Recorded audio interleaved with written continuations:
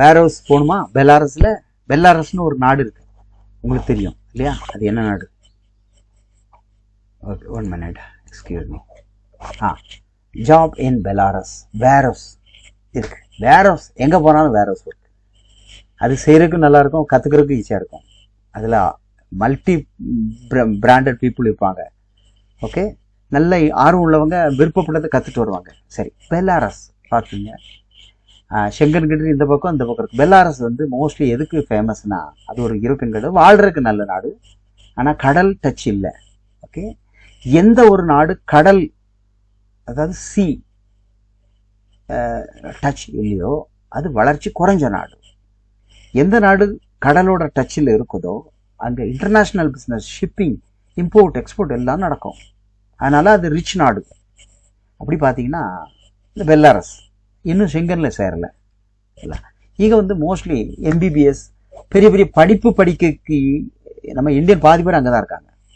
அங்கே படித்தவங்க அங்கேயே கண்டினியூ பண்ணிக்கிறாங்க. அங்கே உள்ள பிள்ளைகளை கல்யாணம் பண்ணிக்கிட்டு, இல்லைன்னா இங்கேருந்து படித்த போன பிள்ளைகளை கல்யாணம் பண்ணிக்கிட்டு அங்கேயே வேலை வாய்ப்பு வாங்கிட்டு அப்படியே தான் இருக்கிறாங்க.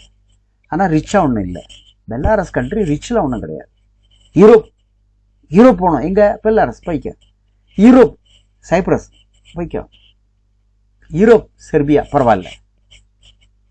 யூரோப் ஜார்ஜியா ஒன்லி ஸ்டூடெண்ட்ஸ் தான் அங்கே படிக்கிறது தான். அதுக்கு எல்லாம் பண்ணி வச்சுருக்கான். அவனுக்கு படிப்பை வச்சு தான் ஃபாரின்காரங்க, எல்லா நாட்டுக்காரங்க அந்த நாட்டில் படிப்பை வச்சு படிப்புக்காக பணத்தை கொண்டு வராங்க. சில நாடுகள் வந்து டூரிஸ்ட்டை டெவலப் பண்ணி டூரிஸ்டாக எல்லாத்தையும் உள்ள வர வச்சு குடிக்கணுமா, குத்தியா வச்சுக்கணுமா, எல்லாம் பண்ணிட்டு காசை செலவு பண்ணிட்டு போகணும்னு டூரிஸ்ட் கண்ட்ரி வச்சுக்கிறான். இவனுங்கெல்லாம் என்ன பண்ணுவான்? பெலாரஸு, சைப்ரஸு, ஜார்ஜியா, அர்மேனியா, இவனுங்கெல்லாம் எஜுகேஷனல் இன்ஸ்டிடியூஷனை வதவதன்னு கட்டி வச்சிருக்கிறான்.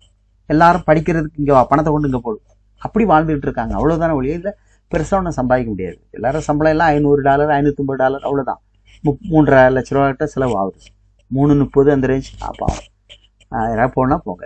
ஆனால் பெலாரஸ் போயிட்டு லித்துவானியாக்கோ போலந்துக்கோ ஷெங்கனுக்கு போக முடியாது. பார்டர் கிராசிங் ஷூட்டிங் பண்ணுறாங்க. ஷூட், புரியுதா? இதை நீங்கள் தெரிஞ்சுக்கணும். சரி, வேணாம், விருப்பப்பட்டால் இதுக்கு பேசலாம். அவங்க கொடுத்துருக்குறது வேரோஸ் ஒர்க், சூப்பர் மார்க்கெட் எல்லாம் பண்ணுறாங்க. ஓகே, பெலாரஸ் ரப்பிள்ஸில் கொடுக்குறாங்க, வாஸ்தவம் இல்லை. அதாவது 650, 700 தான் வருது. இதுக்கு ட்ரை பண்ணால் ஒரு 3-3.5 போடலாம். இதுக்கு அட்வான்ஸ் வேற ஒரு பார்ட்டி அவங்க 30,000 அட்வான்ஸ் கேட்குறாங்க. ஓகே, ஒர்க் பெர்மிட் தான், ஒன்றும் பயப்பட வேண்டிய தேவையில்லை. ஒர்க் பட்டு இது போகணும்னா ட்ரை பண்ணுங்க, ரைட்டா? இல்லைன்னா இதில் பண்ணுறதே பேசாமல் செர்பியா பண்ணிட்டு போயிடலாம். செர்பியா அட்வான்ஸ் கொடுத்து 3 இருக்குது, அட்வான்ஸ் இல்லாமல் 4 ரூபாய்க்கு இருக்குது. எல்லாம் வேறு வேறு பார்ட்டிகள். இதெல்லாம் டெல்லியில் விசாரிக்கிற பார்ட்டிகள். அவங்க கவுன்சிலேட்டுக்கு அவங்களுக்கும் டைப் இருக்கும், அக்ரிமெண்ட் ரிஜிஸ்டர்ட். அதனால் சப்மிட் பண்ணி விசாரிப்பாங்க, கொள்ளுவாங்க. அவங்க ஒரு டேர்ம்ஸ் வச்சுருக்காங்க. இது நமக்கு ஒர்க் அவுட் ஆனால் பண்ணலாம். சரி, எதுனாலும் என்கிட்ட டிஸ்கஸ் பண்ணால் தான் ஒரு ஃபைனல் டெசிஷன் எடுக்க முடியும்.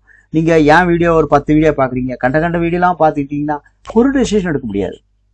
ஓகே, அனுபவப்பட்ட நாங்கள் நீங்கள் இது பண்ணால் நல்லா இருக்குன்னு சஜஷன் சொல்லி அதில் ஓகே இன்னும் பண்ணாதான். ஏன்னா நாங்கள் சொல்கிறோம்னா நாங்கள் பண்ணி கொடுப்போங்கிற நம்பிக்கையில் தானே. சரி, ஓகே, நல்லது. அடுத்த வீடியோவில் சந்திப்போம். தேங்க்யூ.